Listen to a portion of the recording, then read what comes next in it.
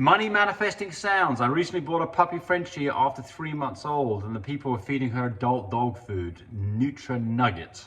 I know that that's not good. I want to change the dog food. Is that a good idea? Yes. So the first thing is that puppies should be fed a puppy formula, which is a higher protein diet. That's the reason we do that. So, you know, in your case, the dog's already on a different diet. I would transition her over to the correct, some good quality puppy formula. We sell on My Breeder Supply, Life's Abundance is a puppy formula of that. You can buy that nutrition section at My Breeder Supply. We think that's a great product, otherwise we wouldn't be advertising it. But that's not the only product out there. But the point here is to get this dog onto a higher protein diet. And I wouldn't just change a diet one day, bam, change it. What I would do is I'd change it so I'd got 1/3 of the new product, 2/3 of the old, day one. Half and half the next day, 1/3 the old stuff, 2/3 the new product, day three, day four, entirely the new product. Give the dog a little bit of time to acclimate, because you can cause some upset tummies if you just kind of change a puppy's diet. They do have delicate tummies, but no damage has been done here. I mean, it'd be like, look at our diets. I mean, my diet's not the best. I'm more concerned about my diet in my older age than I was when I was younger. When I was younger, it was all, high fat, lots of sugary stuff, pops and everything else. And, if I'd have been eating a better, healthier diet, it probably would have made a lot of difference, to be honest with you. I mean, the point here is that we do have complete control of our dogs because we decide what they eat for the most part. Humans, we've got a refrigerator full of snacky stuff in it, so it's much easier to go load up on all the snacks and sit down in front of the TV and do all that kind of stuff. But those of us who've done this typically don't get into trouble very early on in our lives anyway, and they more have consequences later on in life. Dogs don't live as long as us. Most dogs, 8 to 20 years. Most humans, 70 to 90 years. A lot longer to do damage with poor diet. So I wouldn't beat yourself up too badly, also. I don't think it's the end of the world. Let's see here, do we have anything? See here, got one more possibly. Okay.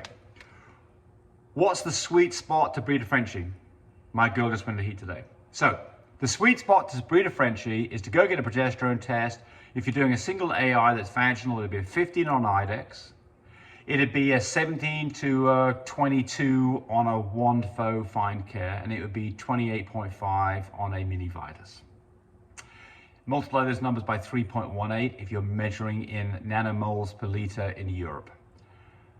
That's the best way to do it. The next best way to do it is time it when the dog's blood discharge color has started to go pink. Breed at least a couple of times, 2 days apart, typically on day 11 and day 13, and specifically when the dog is responsive to another dog letting her get up on her back. She's flagging, she's standing, and we'll let the dog get up on her back. There you go. That's a long conversation in a short thing here. Cute Buddy. First on a Wednesday, I'm wondering when I should turn the temperature down in the whelping box. I would not have been able to do all this without your videos. She has bought our whelping system. We appreciate that. Cute Bunny, thank you very much. So the way this works is the system that she purchased from us, she's basically got these dogs in a crate.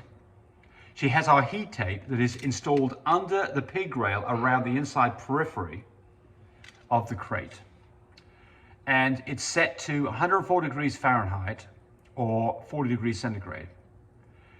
We typically leave it like that for as long as the puppies are congregating under the pig rail. It means that they're happy with that. Remember, if it's too hot for them, they'll just move off it a little bit. So certainly by 4 weeks old, we transition them away from a crate into a bigger area and we don't use the heat tape anymore. But I would leave it on there for at least the first 3 weeks, if not the first 4 weeks, and you have to worry about it. You're not gonna hurt a puppy by getting too hot, because remember, it's like a fireplace. You don't go get right in front of the fireplace if it's too hot. You back off a few feet till you feel comfortable. Puppy's gonna do exactly the same thing. So they're self-regulating because of that. Let's get one more down here. Hard Knocks. In your experience, does the shade of the positive line on a relaxant test have any correlation to litter size. What we're talking about here is we sell, amongst other people, a little cassette, I don't have one here to show you, that you put some plasma in it, and then you get, it's like a pregnancy test for human beings, where you get two lines. One says, the one furthest away from the opening says the test is good, and the first line shows up if the dog is pregnant. What I see in this is a very faint line when you do this test early that turns to a more solid line as you do the test later in the pregnancy.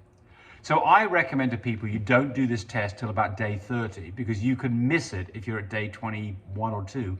That's why they say you can do the test. I think it's too early in my opinion. I wait till day 30. Any kind of line showing up at all, even the faintest, for me has always been a pregnant dog. But there's no correlation to litter size. What the correlation is to the amount of relaxin the dog is producing, and that's all to do with how far you are along in the pregnancy. This test is not positive, it's not sensitive enough to detect the presence of relaxin when the dog's only been bred for 2 weeks.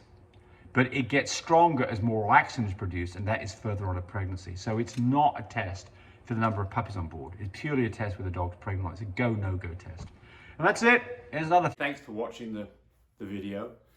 I really appreciate people who subscribe to me. It helps me, encourage me to do more of these videos. But do remember, disclaimer here, I am not a vet. I'm not a licensed medical professional. I'm purely a person who's been breeding dogs for the last couple of decades. Any information that you got from this video, use at your own risk. There's nothing implied here, and certainly this should not be used as a substitute for advice from your veterinarian or your medical professional. I hope you enjoyed the video. Come back for more of them. Bye.